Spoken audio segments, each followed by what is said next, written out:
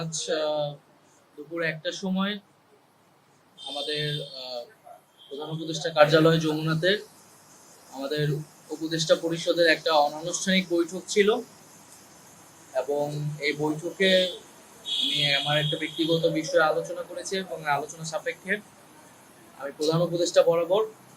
আমার পদত্যাগপত্র জমা দিয়েছি। আমার যেই দুটি মন্ত্রণালয় ছিল, তথ্য ও সম্প্রচার এবং ডাক, টেলিযোগাযোগ এবং তথ্য প্রযুক্তি, দুইটি মন্ত্রণালয়ের দায়িত্ব থেকে আমি ইস্তফা দিয়েছি। এছাড়াও এই জুলাই শহীদ স্মৃতি ফাউন্ডেশন সহ সরকারের যে সকল কমিটিতে আমি ছিলাম, এই সকল কমিটি থেকে আমি সাথে সাথে একই সাথে ইস্তফা আমার হচ্ছে। তো মূলত একটি গণ অভ্যুত্থানের প্রেক্ষিতে ৮ই আগস্ট আমরা গণ অভ্যুত্থানের প্রতিনিধি হিসেবে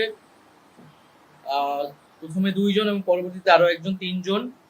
অন্তর্বর্তী সরকারে দায়িত্ব নেই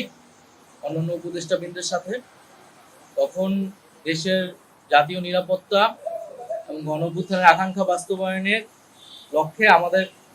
সেই সময় দায়িত্ব গ্রহণ করাটা আমাদের কাছে মনে হয়েছিল যৌক্তিক। গত সাড়ে ছয় মাসের প্রেক্ষিতে সরকার কাজ করছে, হয়তো আমরা আশানুরূপ ফলাফল এখনো পাইনি, কিন্তু আমার কাছে মনে হয়েছে যে সরকারের একটা স্ট্যাবিলিটিতে সরকার এসেছে এবং ব্যক্তিগতভাবে সরকারের বাইরে যে দেশের বর্তমান যে পরিস্থিতি, সেই পরিস্থিতিতে একটি রাজনৈতিক শক্তির উত্থানের জন্য আমার রাজপথে থাকা প্রয়োজন, ছাত্র জনতার কাতারে থাকা প্রয়োজন এবং আমরা যে গণতান্ত্রিক পরিবর্তনের